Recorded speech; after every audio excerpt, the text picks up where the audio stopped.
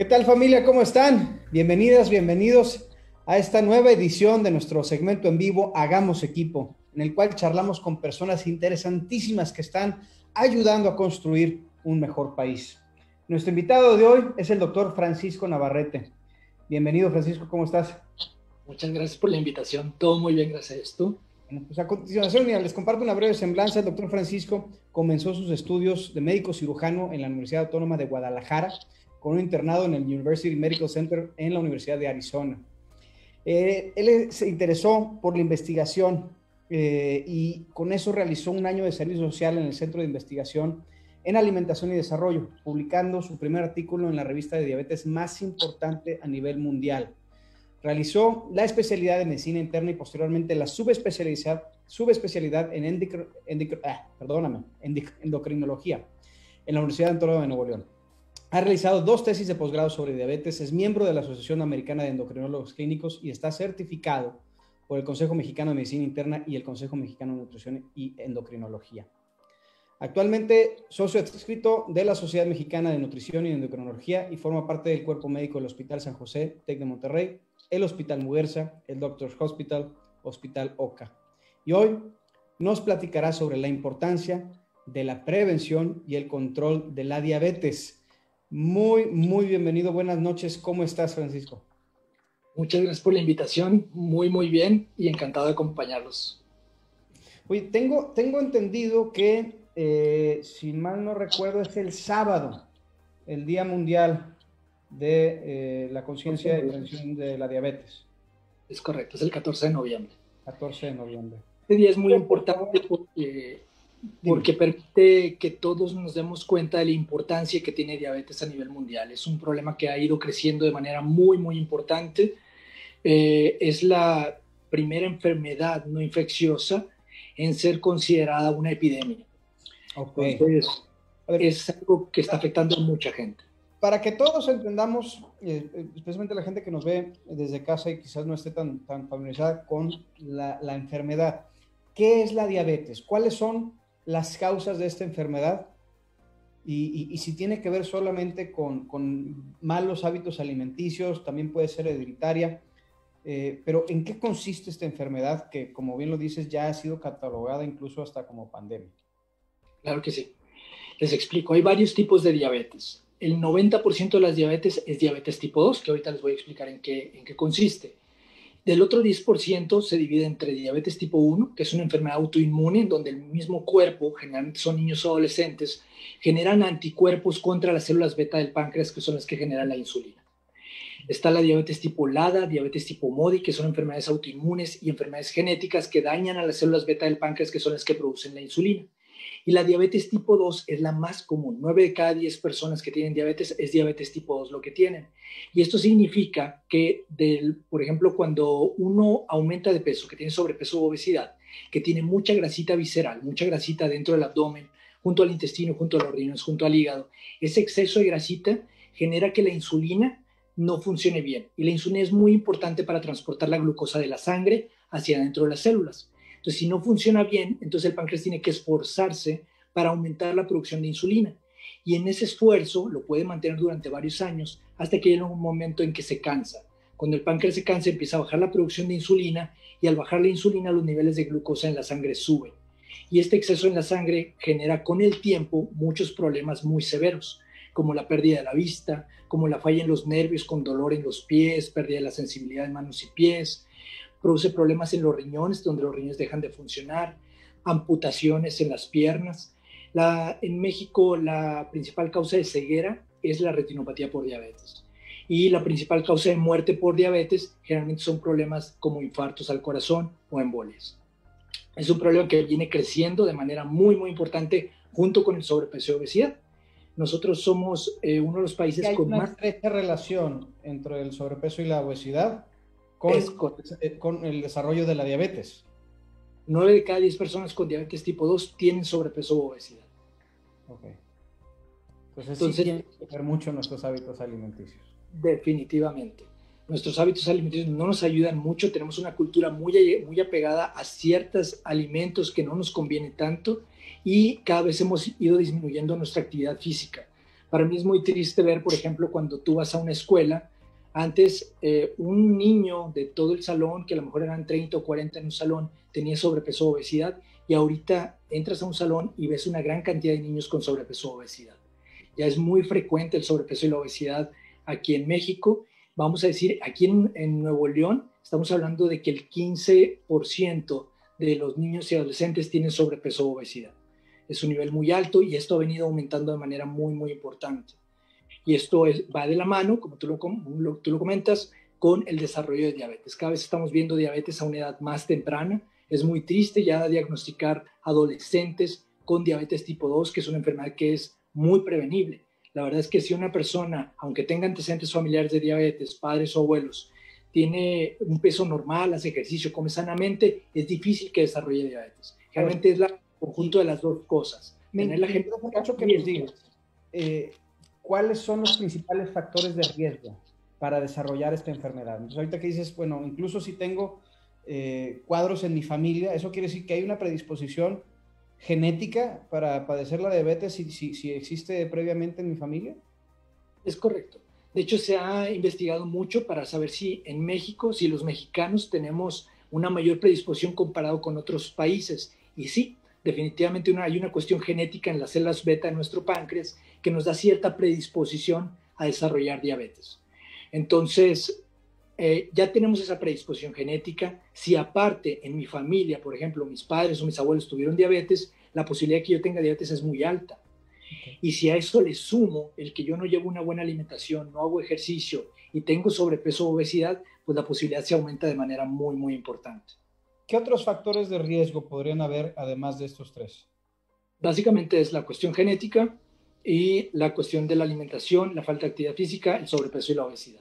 Eso es lo que más nos predispone a desarrollar diabetes tipo 2. ¿Cuáles son ahora los síntomas que presenta una persona con diabetes? Porque puede haber mucha gente quizás que empiece a desarrollar algunos síntomas y no se ha dado cuenta y todavía está en el momento oportuno para detectarla y poderla atender. Correcto.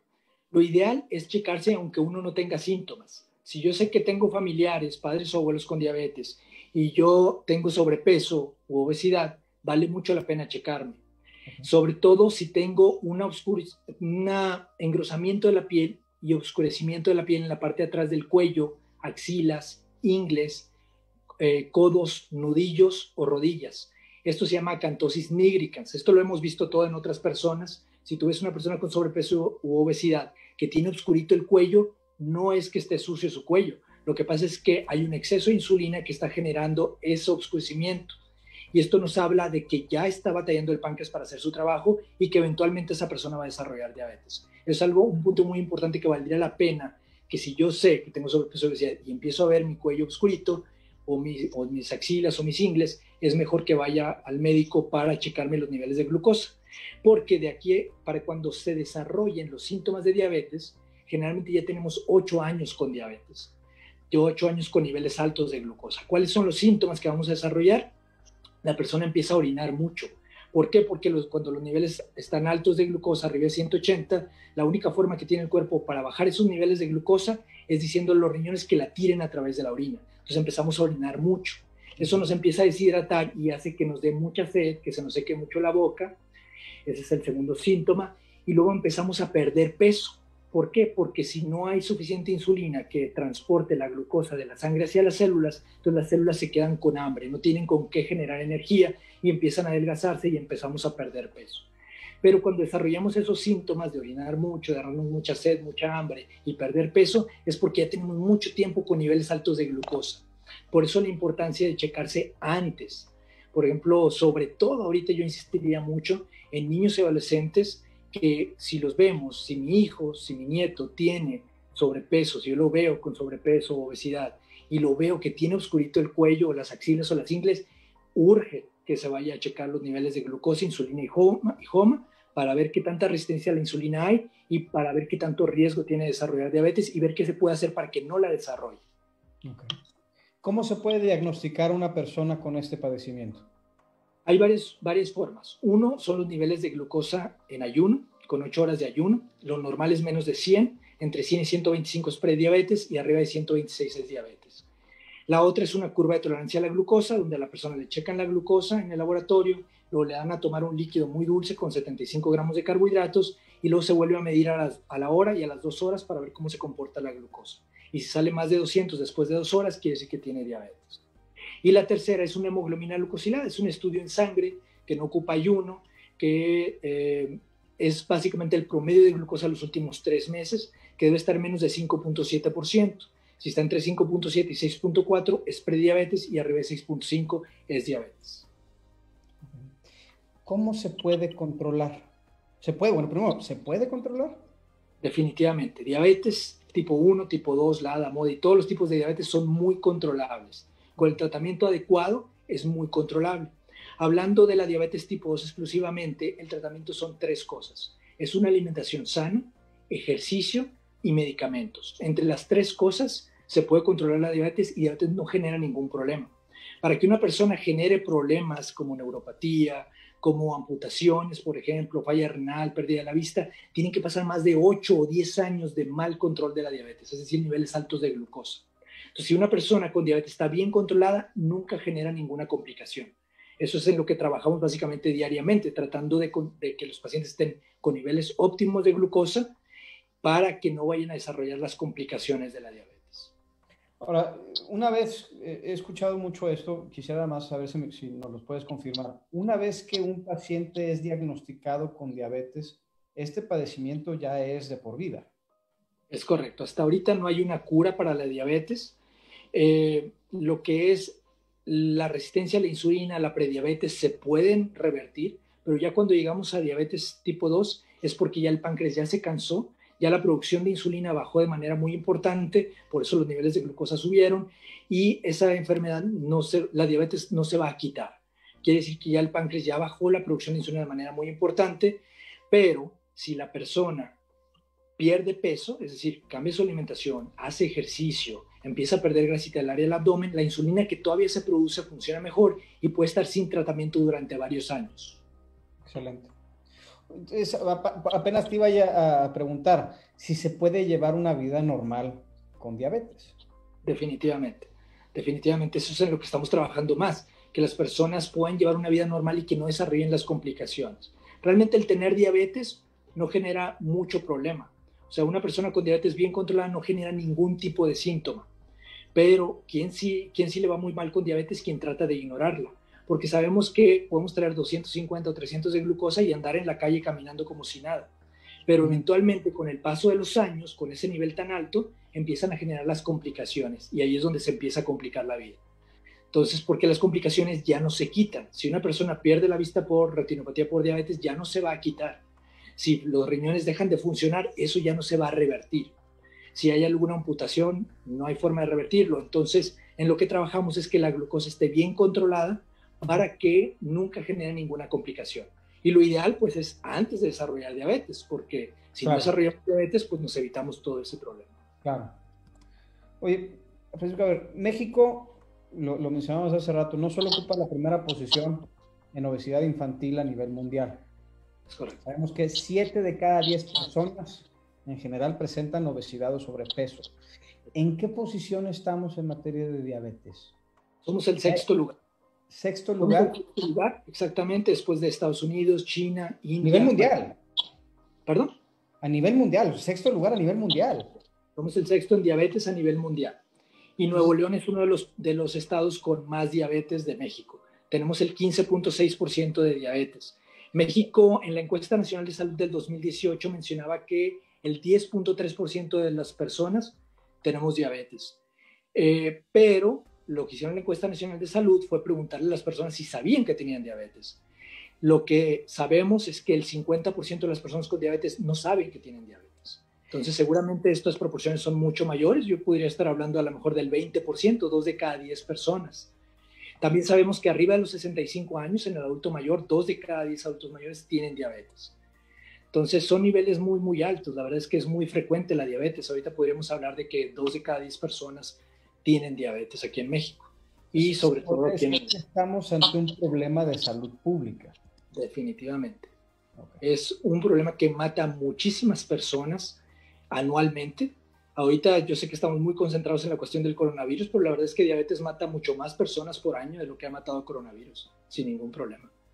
La principal causa de muerte son infartos. Muchas personas no relacionan la cuestión del infarto con la diabetes, pero la verdad es que la causa por la que muere una persona con diabetes es por un infarto. Entonces, están aumentando los infartos, las enfermedades cardiovasculares, las embolias están aumentando de manera muy importante, pero es principalmente por diabetes. Oye, a ver, ¿nos puedes por favor platicar un poquito más sobre el papel que juega la alimentación, la adecuada alimentación, frente a la diabetes? Primero, ¿qué debemos comer o cómo deberíamos de comer para prevenir la diabetes? Y segundo, ¿cómo debe de ser la dieta de quienes ya tienen este padecimiento? Correcto. Te explico. Principalmente, ¿por qué estamos mal ahorita? Porque la alimentación que nosotros llevamos, ¿cómo la elegimos? La elegimos en base a lo que me enseñó mi mamá, mi abuelita, lo que veo que come mi familia, los eventos, cómo nos juntamos a comer, básicamente. Ahí vamos aprendiendo ciertos hábitos, que son hábitos aquí en México donde es alto en carbohidratos y es alto en grasas y muy bajo en proteínas.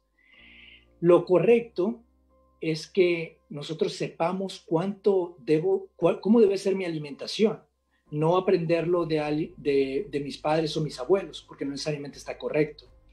Porque la alimentación varía mucho dependiendo de mi edad. No es lo mismo un niño que un adolescente, que un adulto joven, que un adulto mayor. Depende mucho de mi actividad física, depende mucho de las actividades diarias que yo haga, qué tanto me muevo. De todo eso depende la cantidad de calorías que yo debo consumir diariamente. Entonces, cada persona es bien diferente. Lo ideal sería que un nutriólogo, un experto en nutrición, nos dijera de acuerdo a nuestra edad, a nuestra estatura, a la cantidad de músculo que tengo, a mi actividad física, a las enfermedades que tengo, cuál es la alimentación correcta para mí. Cada uno debe tener una alimentación diferente. No alimentarse nada más dependiendo de lo que se me antoja, lo que quiero, o lo que aprendí a comer o mis costumbres. Entonces, por eso debe ser muy diferente. Cuando una persona, la alimentación normal debe ser la cantidad correcta de calorías de acuerdo a esa persona, su estatura, la cantidad de músculos, su actividad física, y aparte debe estar bien equilibrada en cuanto a la cantidad de carbohidratos, proteínas y grasas que debe contener esa alimentación. Lo normal, vamos a hablar de lo normal en promedio, es que entre el 50% y el 60% sean carbohidratos, pero que sean carbohidratos vamos a decir, de bajo índice glucémico, que son carbohidratos que no forzan tanto al páncreas a que tenga que secretar tanta insulina. ¿Qué tipo de carbohidratos estamos hablando? Pues frutas, por ejemplo. Son carbohidratos de muy bajo índice glucémico. Es mejor, por ejemplo, comparando índices glucémicos, una tortilla de maíz que una tortilla de harina. O sea, hay diferentes alimentos que tienen diferente índice glucémico. Y sobre todo las cantidades. Por ejemplo, si yo calculo la cantidad de calorías que yo debo de consumir si no hago actividad física, pues a lo mejor yo debo de consumir a lo mejor 1,700 calorías. Pero si yo voy a Carl's Jr., si yo voy a comprar una hamburguesa, lo que fácilmente me voy a comer ahí en una hamburguesa son 1,200 calorías en la pura hamburguesa. Las papas otras 700 calorías, el refresco 350 a 550, dependiendo de qué tanto tome. En una sola comida voy a comer lo que yo debo de consumir en todo el día. Y aparte, pues desayuno, las colaciones, las cenas, si tuve algún evento, el alcohol. Un día consumo lo de un mes. Es correcto. Entonces, ese excedente se va acumulando en mi cuerpo en forma de grasita. Y eso lo hace normalmente el cuerpo. De hecho, es una adaptación normal. Nosotros venimos adaptándonos, el cuerpo humano se viene adaptando desde hace miles de años. Y antes, pues había épocas de sequía, había épocas difíciles donde el cuerpo del ser humano se tenía que adaptar. Entonces, nosotros teníamos épocas donde había mucho alimento y luego épocas muy difíciles. Entonces, cuando había mucho alimento, nuestro cuerpo acumulaba grasita que utilizaba cuando no había alimento. Y de esa manera podíamos continuar viviendo. Pero ahorita ya no hay épocas de sequía. Ya tenemos alimentos en todas partes, podemos ir a cualquier tiendita de la esquina a consumir alimentos, no batallamos, desayunamos, comemos, cenamos, tenemos alimento en abundancia. Y esto es lo que está haciendo que aumentemos de peso. Y esto es lo que está haciendo que se generen otras enfermedades como la diabetes, como la hipertensión, como el colesterol alto, los triglicéridos altos, los infartos, las embolias, el síndrome ovario poliquístico, etc. Todas están relacionadas con la acumulación de grasita en el área del abdomen. Y a ver, nos pudieras platicar, con base en tu experiencia, eh, algún caso de éxito que nos puedas compartir de pacientes que han logrado convivir con esta enfermedad. Definitivamente, hay muchos casos. La verdad es que ahora sí que depende cómo lo tome cada persona. A mí me toca ver de todo. Hay personas que lo niegan, o sea, realmente entran en una negación muy difícil en cuanto a que si no sabe qué, señores, que tiene diabetes, tenemos que hacer estos cambios, esta es la razón por la que desarrolló diabetes. Entran en una negación, sienten que la diabetes es el enemigo. Y realmente la diabetes no es un enemigo. Yo como se los explico, es una luz amarilla que se prende en tu vida que te está diciendo que lo que estás haciendo en cuanto a tu alimentación y ejercicio no es lo correcto, que necesitas cambiarlo. Y si lo cambias a lo correcto, una alimentación sana y hacer ejercicio, te trata muy bien. La verdad es que una persona con diabetes que come sanamente, que hace ejercicio, no batalla nada y se sienten mucho mejor. Porque un excedente de 20, 30 kilos de peso ya hace que yo batalle, hace que batalle para moverme, para abrocharme mis zapatos, para caminar, para saltar, para hacer mis actividades de la vida diaria, ya hace que me falte el aire, ya hace que en la noche batalle para dormir, para roncar. Entonces, el modificar la alimentación a lo correcto hace que la persona se sienta mejor, aparte que el control de la glucosa, cuando están bien controlados, se sienten mucho, mucho mejor. Es muy frecuente, yo siempre les pregunto, digo, ¿y usted cómo se siente ahora que su glucosa está bien a cómo se sentía antes, hace 2, 3 meses que nos vimos y que traía los niveles de glucosa muy altos? No, doctor, es otra cosa, me siento muy bien. Ya siento que rindo, siento que descanso muy bien, ya el ejercicio me está ayudando mucho, me siento muy bien. No hay ninguna persona que con ejercicio me haya dicho que se haya sentido mal. El ejercicio es algo muy importante, es algo normal para el cuerpo, hacer actividades físicas. Nosotros antes pues andábamos con el ganado, andábamos en la siembra, nos movíamos mucho, pero ahora ya no. Ahora para todo utilizamos el carro, ya ni siquiera caminamos casi a ningún lugar. Entonces eso hace que aumentemos de peso y que perdamos músculo y eso nos hace sentir con falta de energía. Entonces mientras más músculo tenga una persona y menos grasita, es mucho mejor. Entonces realmente lo que tenemos que hacer es volver a lo normal, que es comer sanamente y hacer ejercicio. Realmente no es nada difícil. Por ejemplo, en el caso de las bebidas, como los refrescos, en los niños el 20% de lo que ingieren de calorías son bebidas como los refrescos. Realmente el niño no necesita un refresco, el cuerpo no necesita un refresco, el cuerpo necesita agua, nada más, es lo que necesita para vivir. Si yo acostumbro a un niño a tomar agua siempre, no voy a tener ningún problema con el niño cuando sea un adulto. Pero si yo acostumbro a un niño a tomar refresco todos los días, el día que sea un adulto y yo le diga que no te debe de tomar refresco, que debe tomar agua, no va a querer. Está muy acostumbrado. Realmente el agua ya no le va a saber bien.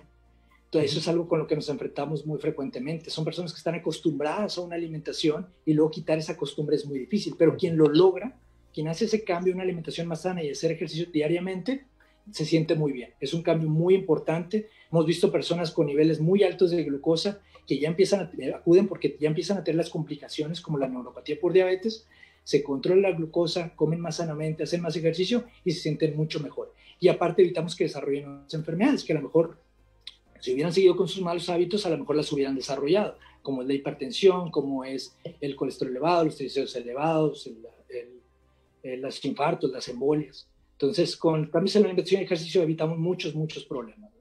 Cambia tu alimentación, cambia tu vida. Es correcto. Si la alimentación es muy, muy importante. Oye, Francisco, permíteme leer un poquito de los comentarios en vivo que nos han estado llegando.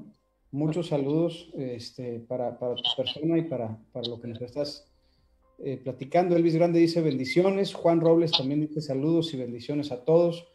María de Jesús Villela dice interesante conferencia. Pedro Ortiz manda saludos. Marta López manda saludos. Dice lo estamos viendo en San Nicolás. Un saludo para allá también. Vicky Gap dice un tema muy importante. Yuyo Castaño, saludos de Magdalena de Quino. Mira, mi natal Sonora. Ayela Yendi Ortiz dice, muy cierto, en los colegios las cafeterías no cumplen con la higiene y las normas del plato de buen comer y la pirámide alimenticia. Deberían dar seguimiento en serio los colegios con los que se les rentan las cafeterías escolares. Esto es mucho, muy cierto. Sabemos que desde la alimentación escolar podemos hacer grandes cambios. Sin Mendo dice, excelente tema, felicidades. Antonia Montiel, ¿cómo saber los síntomas de neuropatía y no confundirlos con nervio ciático? Ahorita entramos a esa pregunta. Gustavo Munguía dice, saludos amigo, desde Pachuquilla, estado de Hidalgo. Cuidémonos todos, gran tema. Jorge Martínez dice, excelente plática, muy importante conocer estos temas, el conocer cómo llevar una vida más saludable y de calidad. Muchas felicidades. Estas pláticas realmente ayudan. Hay que cuidar nuestros cuerpos, ya que sin salud no hay nada. Siempre un paso adelante. Totalmente de acuerdo contigo, Jorge. Ahora sí, Francisco, por favor, coméntanos, la pregunta que hace Antonio se me hace bastante interesante. ¿Cómo sabe los síntomas de la neuropatía versus el nervio ciático? Correcto. Pues primero que nada, también un saludo a Hermosillo, Sonora. Yo también nací allá en Hermosillo, Sonora. Es fácil relativamente hacer el diagnóstico de neuropatía por diabetes a un problema de nervio ciático, una hernia de disco. Lo que sucede es que en la hernia de disco tiende a haber una compresión entre dos vértebras que comprimen un nervio y genera un dolor tipo eléctrico en una sola extremidad. Se comprime en la espalda, pero el dolor se genera en toda la pierna y es como un dolor eléctrico que corre por toda la pierna, es muy fuerte, requiere bastante medicamento para poder quitar ese dolor hasta que no se descomprima ese nervio. Y en neuropatía por diabetes lo que sucede es que se dañan los nervios, las arterias que se llaman vasa vasorum, que son arterias muy delgaditas, que se encargan de llevarle la sangre a una cobertura que tienen los nervios que se llama mielina. Entonces, cuando se tapan esas arterias, no llega sangre a la mielina, y la mielina es como si fuera una cobertura de un cable. Si nos imaginamos un cable, ese plástico que tiene el cable alrededor, ese cable aislante, esa es la mielina. Es la mielina. Y si no le llega sangre a la mielina se desprende, entonces queda como si fuera un cable pelón. Y lo primero que empezamos a sentir es que perdemos la sensibilidad, principalmente en la planta de los pies y en las manos. Los sentimos dormidos, como si camináramos sobre algodones. Okay. Lo segundo, si no le hacemos caso y seguimos con la glucosa alta y se sigue desmielinizando el nervio, empezamos a generar dolor. Y este dolor es un dolor tipo ardoroso, como una sensación quemante, principalmente en la planta de los pies, que es en los dos pies. Esa es la principal diferencia entre nervio ciático y neuropatía por diabetes, que es generalmente es en los dos pies neuropatía por diabetes y en nervio ciático es en uno. Esa es la principal diferencia que vemos. Obviamente en neuropatías por diabetes hay muchos tipos, pero la que te comento es la más común. Vamos a decir que el 5% de las veces ocurre de esta manera, pero la verdad es que hay muchas otras presentaciones de neuropatía por diabetes. Excelente. Muchas gracias. Eso sí está bastante informativo y sobre todo importante saber distinguir una cosa de otra. Es correcto. Sí, es algo que vemos frecuentemente. Así es. Francisco, hagamos equipo. ¿Cómo puede la ciudadanía que nos está viendo desde casa apoyar a las personas con diabetes y combatir este problema de salud pública? Sí, definitivamente lo principal es el acceso a una alimentación más sana. Yo creo que lo principal es el conocimiento, el saber que la enfermedad existe, el saber las causas, como lo acabamos de platicar esto ahorita. Esto lo debe de saber todo el mundo. Todo el mundo debe saberlo porque la principal causa de esta enfermedad tiene que ver con la alimentación que le damos a nuestros hijos, con la falta de actividad física. Es muy triste ver cómo vas a un parque y no hay ni un niño, no hay nadie en patineta, ni en patines, ni en bicicleta. Cosas que antes, cuando éramos niños, pues lo vivíamos. Nos íbamos en la tarde, nos perdíamos, andábamos en bicicleta jugando y regresamos en la noche y nos regañaban nuestros padres porque llegábamos muy tarde. Ahorita ya no sucede así. Esto por muchas cosas, por la inseguridad. No quiero dejar a mi hijo que ande en el parque solo, porque no tengo tiempo. La verdad es que trabajo todo el día, la mamá y el papá, entonces difícilmente puedo andar vigilando al niño. Entonces se vuelve más fácil tener al niño frente a la televisión, viendo la tele o jugando videojuegos, sin actividad física y con acceso al alimento todo el día. Entonces eso hace que empiecen a aumentar de peso. Entonces lo principal yo creo que es la educación de la población y la responsabilidad que tienen los padres con los niños, porque realmente el niño come lo que el padre y la madre le dan. El niño no va y compra las cosas con su dinero. Entonces es responsabilidad de los padres principalmente. Después, cuando somos adultos, es nuestra responsabilidad una buena alimentación y ejercicio para evitar enfermedades. Realmente El sobrepeso, realmente no nos interesa cómo se ve una persona, a mí no me interesa cómo se ve una persona, cómo le queda la ropa, es lo de menos. El que no desarrolle enfermedades por el exceso de peso, ese es el gran problema. Entonces, nosotros como comunidad, lo principal es informarnos. La alimentación de nuestros hijos, yo creo que si le tuviéramos que apostar a algo, donde tuviéramos que poner dinero, yo creo que sería en la educación de los padres para que cambiemos la alimentación que están llevando nuestros hijos, nuestros nietos, porque eso va a ser el futuro. Realmente lo principal es prevenir. Es mucho mejor meter dinero en prevenir que meter dinero en el tratamiento de las complicaciones. Las complicaciones de diabetes son muy caras. Diálisis, hemodiálisis, amputaciones, pérdida de la vista, infartos, hospitalizaciones, medicamentos, es muy caro. Entonces, lo que queremos es prevenir para que no se genere ese gasto. A nivel mundial, el 10% de lo que se gasta en salud es en diabetes, tiene relación con diabetes. Es un gasto enorme, que es muy prevenible, solamente con cambios en la alimentación y ejercicio. No nos debemos de dejar llevar por la accesibilidad al alimento, que tengo muy fácil acceso, que sí es muy barato. No por eso quiere decir que sea un buen alimento para mí o que lo necesite mi cuerpo. Lo más probable es que me genere daño. Realmente lo que tenemos que hacer es volver a lo normal, a la comida sana, las verduras, las frutas. Podemos comer la carne, el pollo, el pescado, nada más que no sean cosas empanizadas o fritas.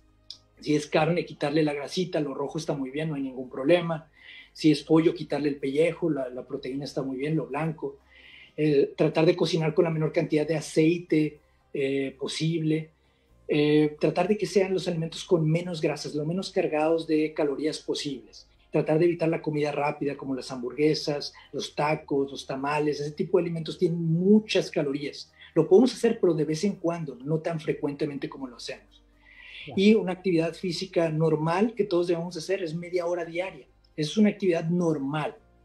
Cuando nosotros batallamos mucho, por ejemplo, en pérdida de peso, donde tienen que hacer mucho más ejercicio de lo normal y una restricción de calorías muy importante. Y ahí es donde cuesta mucho trabajo. Entonces, lo mejor es prevenir que cuando la persona está delgada, llevar una buena alimentación, ejercicio, para que nunca aumente de peso y nunca genere este tipo de problemas. Entonces, lo principal es educación.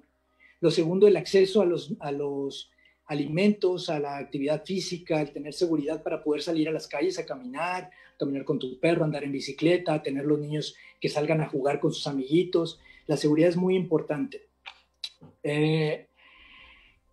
Yo creo que eso sería lo principal que como comunidad deberíamos de enfocarnos para prevenir enfermedades muy prevenibles como lo es la diabetes. Sobre todo el enfoque en los niños, el acceso a los medicamentos. La verdad es que los medicamentos, cada vez hay más medicamentos, gracias a Dios, y más opciones de tratamiento que podemos utilizar, pero también algunos servicios de salud pues no cuentan. Si hay 12 opciones de tratamiento, cuentan con 3, por ejemplo, que a lo mejor no son las más adecuadas para una gran cantidad de pacientes. Entonces también el acceso a medicamentos, el acceso a médicos para personas que de repente pueden batallar un poquito con los recursos, también es algo muy, muy importante. Y eso es algo que se tiene que trabajar, que en muchos países cuando se dan cuenta de la problemática que es diabetes, obesidad y sus complicaciones, pues se dan cuenta que es mejor invertirle a la prevención que invertirle al tratamiento de las complicaciones que esto tiene. Y yo como persona pues tengo que darme cuenta también que es mucho mejor invertirle a prevenir, a cuidar mi salud, a que estar pagando atención médica, estar pagando medicamentos, estar pagando cirugías por las complicaciones que yo mismo me ocasioné por una mala alimentación y falta de actividad física. Francisco, antes de cerrar, ¿cuál es el mensaje que le puedes dejar a toda la gente que nos está viendo en casa? Yo creo que lo principal es, en cuestión de diabetes, si yo sé que tengo antecedentes familiares, si veo que mi niño tiene sobrepeso, obesidad, si veo que tengo oscurito en la parte de atrás del cuello, axilas o ingles, es acudir al médico a hacerme un estudio de glucosa o hemoglobina glucosilada o curva de tolerancia a la glucosa para saber si tengo o no tengo diabetes. Porque también muchas personas optan porque, pues si no me checo, no sé, y si no sé, entonces no la tengo. Y no necesariamente ocurre así en diabetes. No, ¿verdad? Así no jala. Exactamente. Entonces, desgraciadamente, como diabetes no duele, ya cuando quieren acudir es cuando ya tienen las complicaciones, y eso es muy triste para nosotros verlos cuando ya tienen las complicaciones. Es mejor verlos antes de que generen la diabetes o cuando van empezando con diabetes, porque sí podemos evitar que desarrollen las complicaciones. Entonces, aunque no tenga síntomas, si yo sé que tengo esos antecedentes familiares, si yo sé que tengo sobrepeso o obesidad, si sé que mis hábitos alimenticios no son los más correctos, si no hago actividad física, vale la pena checarme. Ya que me di cuenta que no la tengo, por ejemplo, pues puedo hacer cambios para evitar tenerla. Y si ya sé que lo tengo, pues tomar cartas en el asunto y evitar que me vaya a generar algún problema y poder hacer mi vida totalmente normal. Exacto. Muy bien. Pues acudir al médico regularmente, pero sobre todo yo lo quiero resumir así: educación, alimentación, activación. Buenos hábitos que salvan vidas. Es correcto. Sí, hay que reactivarnos. Realmente antes se hacía. Antes nuestros padres, nuestros abuelos tenían su actividad física, podían salir, los niños salían mucho a hacer actividad física y ahorita desgraciadamente no. Y es muy triste que no puedan salir por cuestiones de seguridad, por cuestiones, pues a lo mejor el clima, por cuestiones de falta de tiempo de los padres, muchos factores que están complicando mucho la actividad física de los niños. Entonces, eso es algo que hay que retomar, es volver a lo que ya hacíamos antes y no tomar este tipo de hábitos que nos están llevando a tener más problemas, como el estar nada más en casa viendo televisión, jugando videojuegos, sin hacer ninguna actividad física y comiendo alimentos que tienen muchas calorías para nosotros. Francisco, muchísimas gracias por esta fascinante conversación. Gracias por apoyarnos y sobre todo por compartir todo esto que tú sabes con la gente que nos está viendo desde casa. Más porque como dijimos, este sábado se conmemora el Día Internacional sobre la Diabetes. Este es un espacio precisamente para hacer conciencia, para que la gente sepamos de qué se trata este padecimiento, cómo lo podemos prevenir y sobre todo también para aquellas personas que ya lo tengan, cómo lo pueden tratar y atender para poder vivir una vida normal. Es correcto. Pero a mí me encanta y lo voy a repetir nuevamente: educación, alimentación y activación. Familia, estos son buenos hábitos que salvan vidas. Es por nuestro bien. Así es. Francisco, muchísimas gracias. Muy buenas noches. En verdad, por estar aquí de parte de un servidor y toda la gente que nos ve. Y familia, muchísimas gracias también a todas y todos ustedes por estar aquí con nosotros. Recuerden que es importante siempre estar unidos, ser más grandes que nuestras circunstancias y así juntos hacer equipo y salir adelante. Muchísimas gracias y muy buenas noches. Hasta luego, cuídense mucho.